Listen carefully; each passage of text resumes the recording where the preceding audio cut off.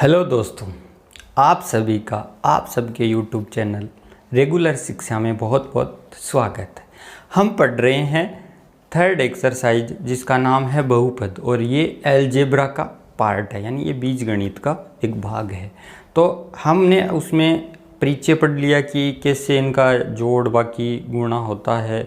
फिर हमने क्वेश्चन कर लिए कि कैसे हम मूलों का योग निकालते हैं, गुणनफल निकालते हैं और कैसे हम उसमें संबंध सत्यापित करते हैं, उसके हमने एग्जाम्पल कर लिए। आज हम पढ़ेंगे एक्सरसाइज 3.1 जिसमें जितने क्वेश्चन है वो सारे हम एक एक करते पूरे कंप्लीट करेंगे। कुछ मैं करवाऊँगा, कुछ आप करना, तो आपके लिए भी ये प्रॉफिट रहेगा, क्योंकि यदि आप खुद करोगे तो आपके ज़्यादा समझ में आएगा और आप समझ भी जाओगे कि कैसे हर प्रोसेस होती है। क्योंकि जब आपका खुद का पेन चलेगा तब आपको पता चल जाएगा कि हमारा पेन कहाँ पे रुकता है और कहाँ तक चल जाता है। ये चीज़ आपके समझ में आ जाएगी। तो शुरू करते हैं आज की क्लास 3.1 से। 3.1 का पहला क्वेश्चन क्या है, देखो 3.1 क्वेश्चन नंबर 1 में 6 क्वेश्चन है और क्वेश्चन नंबर 1 का पहला क्वेश्चन क्या है आपके पास, 4x² प्लस 8x। आपको करना क्या है, पहले क्वेश्चन में जितने क्वेश्चन है उसमें आपको क्या करना है, इनके मूल निकालना है गुणनखंड विधि से पहले, तो फिर उनका योग गुणनफल करना है, फिर इनको सूत्र से क्या होता है वो योग और गुणनफल करना है, फिर इनका देखना है कि ये दोनों बराबर आ रहे हैं, यानी इसकी सत्यता की आपको जांच करनी है। 6 के 6 क्वेश्चन है, उसमें पूरे में यही करना है आपको। तो देखो हम एक क्वेश्चन है, वो पहला क्वेश्चन है, वो कैसे करते हैं, हम यहाँ से शुरू करते हैं। इसको आप मान लो, मानना f(x) बराबर, इसको मान लो 4x² प्लस 8x, ये है आपके पास। अब यहाँ पे यदि हम योग और इनका वो गुणनखंड विधि जो हमने उदाहरण में की थी वो यहाँ पे करें, तो यहाँ पे c तो है ही नहीं, तो हमें वो चीज़ तो करनी नहीं है। तो हम क्या करेंगे, इन दोनों में क्या कॉमन आ रहा है, क्या कॉमन आ रहा है, 4x कॉमन आ रहा है ना। तो 4x जब हम यहाँ कॉमन लेंगे तो 4 में 4 का भाग तो एक बार जाएगा, और x² में जब हम x का भाग देंगे तो यहाँ क्या बच जाएगा, x बच जाएगा। और यहाँ जब हम 8 में 4 का भाग देंगे तो 2 बार जाएगा और x से कैंसिल हो जाएगा और बीच में ये प्लस का चिन्ह आ जाएगा। यानी ये प्रोसेस यहाँ तक हो गई। अब समीकरण तो द्विघात है तो मान तो 2 आने हैं, तो आप क्या कर लो, मानना f(x) बराबर 0, तो क्या आ जाएगा, इसके बराबर भी 0 होगा। भी मैंने इस f(x) को 0 मान लिया तो 0 चाहे इस साइड लिख दो या इस साइड लिख दो, इससे तो कोई फर्क नहीं पड़ने वाला।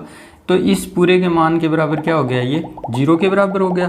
तो यदि 4x बराबर 0 है तो x बराबर क्या होगा, 4x बराबर 0 है तो x बराबर क्या होगा, 0 में हम 4 का भाग देंगे, ये गुणा में ही साइड आकर क्या होगा, भाग में होगा। जब 0 में हम 4 का भाग देंगे तो रिजल्ट क्या आएगा हमारे पास, 0 आएगा। यानी एक तो वैल्यू आ गई x की 0। और यदि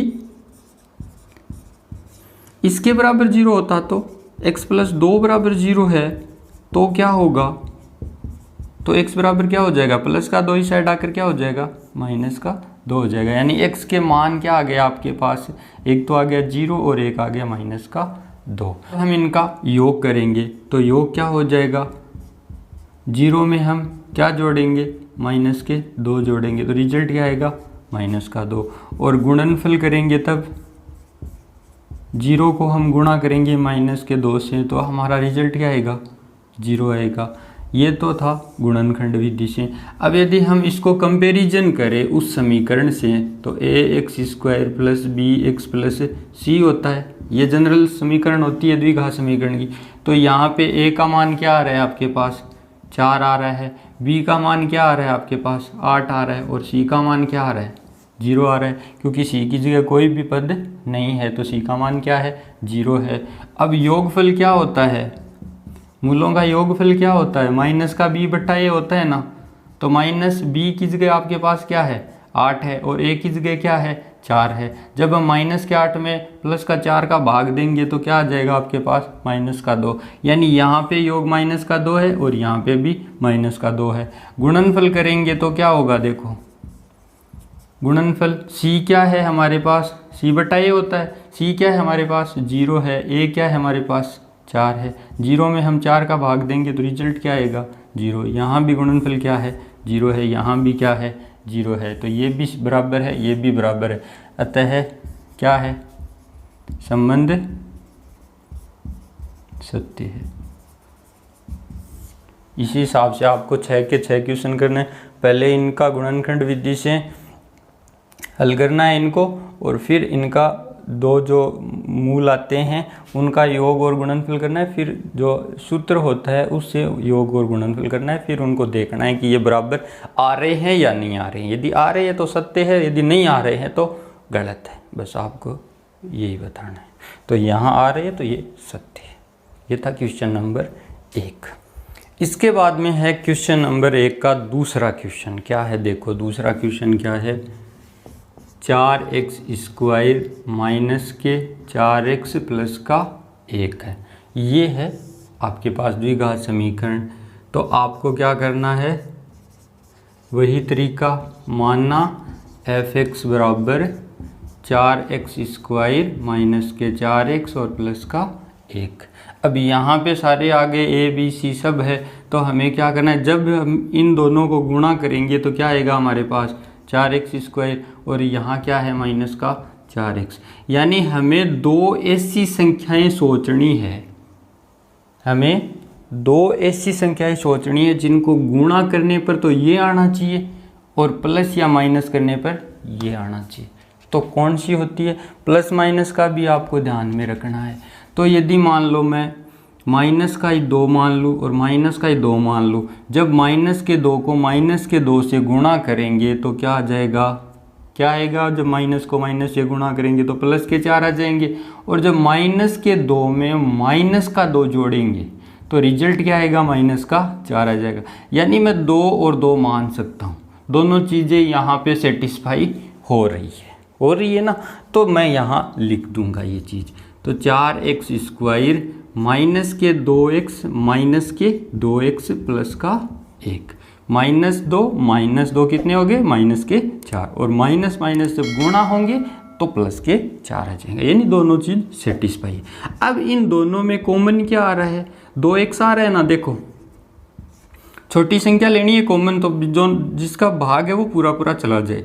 तो 2x है, 2x को जब हम 4x² में भाग देंगे, जब 4 में 2 का भाग देंगे तो कितनी बार चला जाएगा, 2 बार। और x² में x का भाग कितनी बार जाएगा, x बार, एक बार ही जाएगा ना, 2 में से 1 घट जाएगी तो यहाँ क्या बच जाएगा, सिर्फ x बच जाएगा, और 2x में 2x का भाग एक बार चला जाएगा। अब यहाँ पे तो कोई कॉमन आ नहीं रहा है तो 1 तो आएगा ही, वो भी माइनस का हमने बार कॉमन ले लिया। तो यहाँ पे क्या होगा, ये माइनस है तो ये क्या हो जाएगा, अब प्लस हो जाएगा, क्योंकि जब एक बाहर कॉमन लेते हैं तो अंदर संख्याएं वही रहती है, क्योंकि किसी संख्या में हम 1 का भाग देते हैं तो वापस वही संख्या आती है। तो 2x में 1 का भाग देंगे तो वापस 2x आएगा, लेकिन बाहर माइनस कॉमन ले रखा है इसलिए ये माइनस था, तो अब ये अंदर क्या हो गया, प्लस हो गया, और ये प्लस है तो ये अंदर क्या हो गया, माइनस हो गया। ये देख लो दोनों बराबर आ रहे हैं क्या, दोनों एक ही मान है, तो ये सही है हमारा गुणनखंड।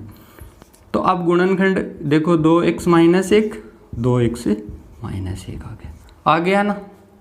ये चीज़ हमारे पास आ गई, इसको हमने तोड़ दिया टुकड़ों में। अब क्या कर लेंगे, हम f(x) बराबर 0 मान लेंगे। यदि f(x) बराबर 0 है तो क्या हो जाएगा, 2x माइनस 1 और 2x माइनस 1 बराबर क्या आ गया, 0 आ गया। अब हम इनको अलग अलग 0 रख देते हैं। यदि 2x माइनस 1 बराबर 0 है तो 2x बराबर क्या होगा, 1 होगा। ये माइनस का 1 इस साइड आकर क्या हो गया, प्लस का हो गया, और ये यहाँ गुणा पे है तो यहाँ क्या हो जाएगा, भाग में आ जाएगा, यानी x बराबर 1/2 आ गया। और यदि 2x माइनस 1 बराबर 0 है तो 2x बराबर क्या हो गया, सेम ही आएगा पूरा, क्योंकि ये दोनों सेम ही है। तो x बराबर क्या आ गया, 1/2 आ गया। यानी इसके दो मूल क्या आ गए,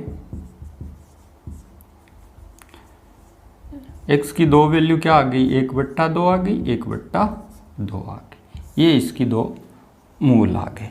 अब इनका यदि हम योग करते हैं तो जब हम 1/2 में 1/2 को जोड़ेंगे तो क्या हो जाएगा, ये 1 हो जाएगा। यानी आधो और आधो कितना हुआ है, 1 हुआ बस। और तो ध्यान रखना आप, गुणनफल 1/2 को जब हम 1/2 से गुणा करेंगे तो क्या आएगा 1/4, यानी ऊपर अंश को अंश से कर दो, हर को हर से कर दो। 1 को 1 से किया, 1 2 को 2 से किया 4, 2 दूनी 4। तो वही है था ना, आ तो है को नहीं का था ना, की को नहीं आवे तो है। ठीक है,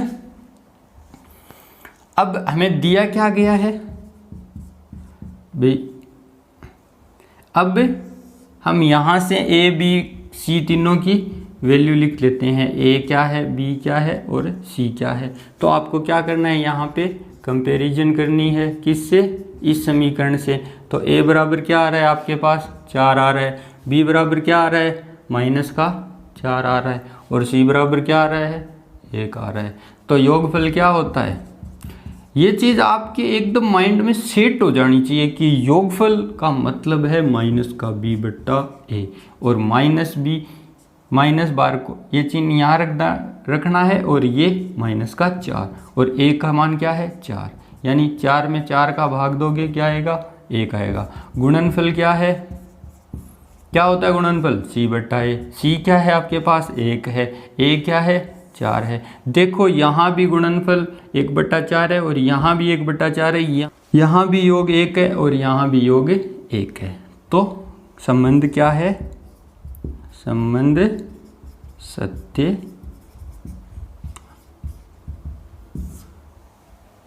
ये चीज है।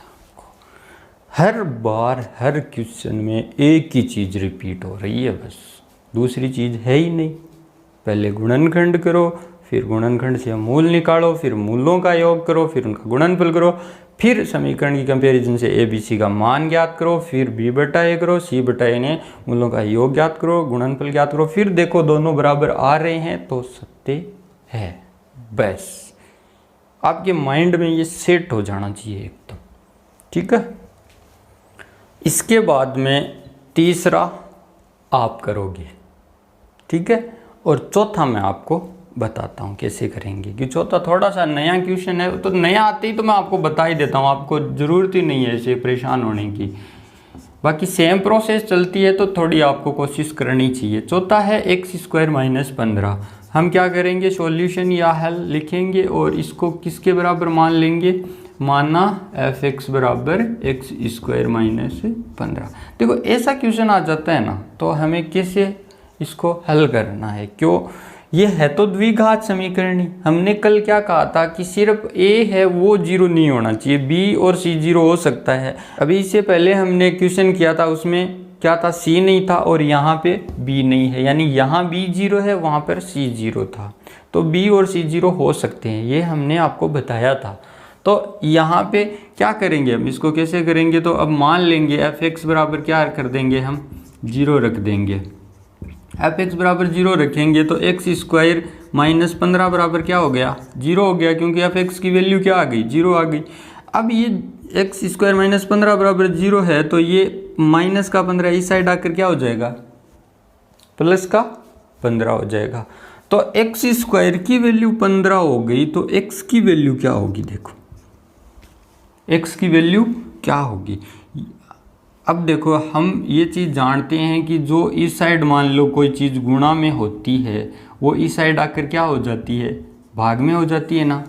तो यहाँ पे मान लो 2 है, यहाँ पे 1 तो होती है हर संख्या की घात, तो ये यहाँ पर ये 2 गुणा में है, तो ये यहाँ आकर क्या हो जाएगा भाग में हो जाएगा, यानी ये 1/2 हो जाएगा, क्योंकि यहाँ ये गुणा में है, यहाँ इसके नीचे आ जाएगी। तो 1/2 का मतलब क्या होता है, ये भी हमने आपको बताया था, क्या होता है 1/2 का मतलब रूट होता है और 15 होता है। और जब भी हम स्क्वायर को इस साइड ले जाते हैं तो ये दोनों वैल्यू होती है, यानी x का मान है वो प्लस का √15 होगा और माइनस का √15 होगा। भाई रूट कैसे आया, ये चीज़ आप यहाँ से समझ लो, क्योंकि ये गुणा में था, इस साइड आके भाग में होगा, यहाँ 1 पहले से है तो ये 1 के भाग में जाएगा, तो 1/2 होगा, और 1/2 का मतलब होता है √। तो हमने इसका क्या कर दिया, √ का ये निशान बना दिया और 15 लिख दिया। बात एक ये, यदि आप ये लिखते हो तो यही मतलब है इसका, और यदि आप ऐसा लिखते हो तो ही यही मतलब है, यानी ये दोनों चीज़ क्या है बराबर है, ये और ये दोनों चीज़ क्या है बराबर है। ठीक है। अब x का मान क्या आ गया आपके पास 2 आ गया, यानी x बराबर 1 तो वैल्यू आ गई आपके पास प्लस के रूट 15 और 1 वैल्यू आ गई माइनस के रूट 15। तो अब आपको क्या करना है, इनका योग और गुणनफल करना है। तो कैसे करेंगे हम योग और गुणनफल, तो अब क्या कर देंगे हम, इनका योग करेंगे। तो योग में जब हम प्लस का रूट 15 है उसमें माइनस का जो रूट 15 है उसको जोड़ेंगे तो क्या आएगा हमारे पास 0 आ जाएगा ना। प्लस का रूट 15 है, ये प्लस माइनस गुणा होगा तो रिजल्ट में हमारे पास इससे पहले एक स्टेप ये और हो जाएगी, ये प्लस माइनस माइनस, तो रूट 15 में से रूट 15 गया, क्या बचा 0। और गुणनफल जब हम रूट 15 को माइनस के रूट 15 से गुणा करेंगे तो क्या आ जाएगा, प्लस माइनस क्या होता है माइनस होता है, और 15 को रूट 15 से गुणा करेंगे तो क्या आ जाएगा 15 आ जाएगा। यह भी क्यों आता है, मैंने आपको बताया था कि 1/2 होता है इस रूट का मतलब, 1/2 और 1/2 दो बार होंगे तो ये क्या हो जाएगी घात 1 हो जाएगी, तो 1 होते ही रूट हट जाएगा। यहाँ पे आपके पास योग आ गया 0 और गुणनफल आ गया माइनस का 15। अब हमें क्या करना है, यहाँ से इस समीकरण को हम यदि कंपैरिजन करें, मान लो ax² bx + c, तो यहाँ x² a का मान तो क्या आ गया हमारे पास 1 आ गया। b का मान देखो यहाँ पे x की कोई भी संख्या दिख रही है जहाँ के गुणा में x हो, है क्या नहीं है, इसका मतलब b का मान क्या है 0 है। और c क्या आ रहा है, इसकी और इसकी हम जब तुलना करें तो c का मान क्या आ रहा है माइनस का 15 आ रहा है ना। तो अब यदि हम इससे सूत्र से योगफल ज्ञात करें तो क्या होता है, माइनस का b/a होता है। तो माइनस b का मान क्या है आपके पास 0/a का मान क्या है 1, 0 में 1 का भाग दोगे तो रिजल्ट क्या आएगा आपके पास 0 आएगा। और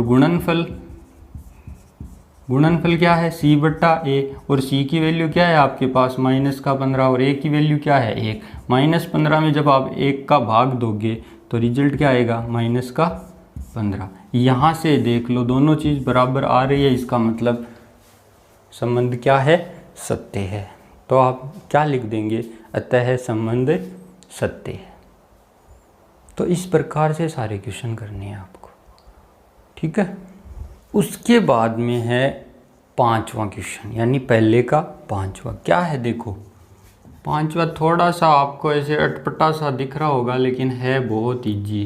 √3 + 1 x प्लस का √3, ये है आपके पास 5वां क्वेश्चन। तो देखो इसको कैसे करना है, करना तरीका वही रहेगा, तरीका हम चेंज नहीं करेंगे। f(x) बराबर x² माइनस का √3 + 1 x प्लस का √3, ये रहेगा आपके पास। देखो ये तो बहुत ईजी क्वेश्चन हो गया हमारे। कैसे करेंगे इसको, हम इस ब्रैकेट को क्या करेंगे, हम खोल देंगे। तो माइनस बाहर है तो अंदर के चिन्ह चेंज हो जाएंगे, तो ये प्लस का है तो ये क्या हो गया माइनस का हो गया, और ये x इसके गुणा में है तो √3x, और ये प्लस का है तो ये भी माइनस का, और 1 को जब हम x से गुणा करेंगे तो क्या आ जाएगा सिर्फ x प्लस का √3। तो ये तो हो ही गया, इसमें तो आप में कुछ भी नहीं करना है बस। अब देखो इसमें और इसमें कॉमन क्या आ रहा है, x कॉमन आ रहा है। देखो x कॉमन आ रहा है तो x कॉमन लेंगे तो यहाँ क्या बच जाएगा सिर्फ x बच जाएगा, और यहाँ x से x कैंसिल हो गया जाएगा तो क्या बच जाएगा √3 बच जाएगा। यहाँ पे क्या कॉमन ले लेंगे माइनस का 1, क्योंकि यहाँ पे कोई संख्या तो कॉमन आ नहीं रही तो 1 ही आएगा। तो 1 का जब -1 का जब इसमें माइनस के x में भाग देंगे तो क्या आ जाएगा ये प्लस का, और प्लस के √3 में जब हम माइनस के 1 का भाग देंगे तो ये क्या हो जाएगा माइनस का √3 हो जाएगा, ठीक है। तो अब इसके बाद में क्या आ जाएगा हमारे पास, एक तो ये गुणनखंड हो गया इसका और एक ये गुणनखंड हो गया। यहाँ पे देख लो दोनों संख्या ही समान आ रही है, इसका मतलब हमने जो गुणनखंड किया वो क्या है सही है। अब क्या कर देंगे हम f(x) बराबर 0 रख देंगे। अब f(x) बराबर 0 रखेंगे तो क्या हो जाएगा हमारे पास x - 1 और x - √3 बराबर क्या हो गया 0 हो गया, क्योंकि f(x) की वैल्यू क्या होगी 0। अब यदि मान लो हम अलग अलग 0 रखें, x - 1 बराबर 0 है तो क्या होगा x बराबर क्या आ जाएगा आपके पास 1 आ जाएगा। और यदि x माइनस रूट 3 बराबर 0 है तो x बराबर क्या हो जाएगा, √3 हो जाएगा, क्योंकि यहाँ दोनों में माइनस है तो इस साइड जाकर क्या हो जाएगा, प्लस हो जाएगा। अतः x की वैल्यू क्या क्या आ गई आपके पास, एक तो 1 आ गई और एक √3 आ गई। तो इनका योग करेंगे तो क्या आ जाएगा, क्या आ जाएगा, 1 प्लस √3, और गुणनफल करेंगे हम इनका तो क्या आएगा, जब हम √3 को 1 से गुणा करेंगे तो क्या आ जाएगा, √3 आ जाएगा। भी एक का चाहे किसी से भी भाग दे दो किसी में भी तो भी वही संख्या आती है, चाहे किसी से गुणा करो तो भी वही संख्या आती है। तो √3 को जब 1 से गुणा करेंगे तो वापस √3 ही आ जाएगा। अब समीकरण से हम यदि तुलना करें तो हमारे पास ए बी सी की क्या क्या वैल्यू आ रही है वो यहाँ पे लिख लो आप पहले, फिर आप इनका मान याद कर लेना। तो हम यदि यहाँ पे कंपेरिजन कर ले बी एक्स प्लस सी, तो एक की तो वैल्यू क्या आ रही है आपके पास, 1 आ रही है। बी की जगह क्या आ रहा है, देखो x तो x है बस, b की जगह क्या आ रहा है, ये पूरा आ रहा है। प्लस और माइनस की कंपैरिजन में माइनस आएगा तो माइनस का √3 प्लस 1, ये b की वैल्यू हो गई, और c की वैल्यू क्या है आपके पास, √3 है। तो योगफल क्या होता है, एकदम आपके बस मैं योगफल बोल लूँ तो ये चीज़ आपके डायरेक्ट माइंड में आनी चाहिए, और हर क्वेश्चन में मैं ये चीज़ लिख रहा हूँ ताकि आपके एकदम दिमाग में सेट हो जाए, ठीक है। तो माइनस b बटा a, तो माइनस तो ये बाहर रहेगा और ये माइनस तो अंदर है ही, √3 प्लस 1 बट्टा a की जगह क्या है, 1 है, तो माइनस माइनस क्या हो गया, प्लस हो गया, तो √3 प्लस 1 हो गया। इससे कोई फर्क नहीं पड़ना यदि मैं ये लिख दूं चाहे मैं ये लिख दूं, ये बात बराबरी है। यदि आप 1 प्लस 2 करोगे तो भी 3 आएगा, 2 प्लस 1 करोगे तो भी 3 आएगा, इससे कोई फर्क नहीं पड़ने वाला है। तो ये चीज़ आप ये इसमें मत कंफ्यूज हो जाना कि ये क्या हो गया, यहाँ तो √3 प्लस 1 आ रहा है, यहाँ 1 प्लस √3 है, इससे कोई फर्क नहीं पड़ने वाला, ये दोनों चीज़ें ही बराबर है। यदि हम इनका गुणा करेंगे तो गुणनफल क्या होता है, c बटा a होता है। c क्या है हमारे पास, √3 है, a क्या है, 1 है, तो क्या आ जाएगा, √3। यानी ये और ये दोनों चीज़ें बराबर आ रही है, दोनों तरीक़ों से जो मान आ रहा है वो बराबर आ रहा है। इसका मतलब क्या है, अतः संबंध सत्य है, बस ठीक है। समझ में आ रहा है,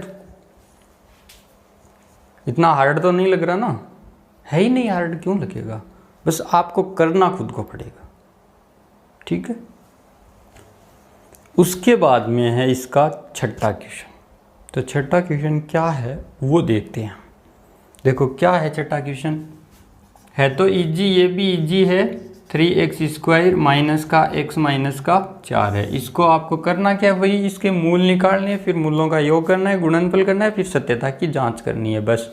तो कैसे करेंगे हम इसको, हल लिख दो चाहे सॉल्यूशन लिख दो। माना f(x) बराबर 3x² माइनस का x माइनस का 4। यहाँ हम गुणनखंड करेंगे तो जब हम -4 को प्लस के 3 से गुणा करेंगे तो रिजल्ट क्या आना चाहिए, -12 आना चाहिए, और जब हम जोड़ या घटाव कुछ भी करें तो ये आना चाहिए -1। तो ऐसी कौन सी संख्या है भाई, कौन सी संख्या होगी, जहाँ पे गुणा करे तो ये आना चाहिए, जोड़ या बाकी करे तो ये आना चाहिए। तो संख्याएं आपके सामने ही है, 4 3 12। यदि मैं इसको -4 और गुणा कर दूं प्लस के 3 से तो क्या आएगा, -12 आ जाएगा ना।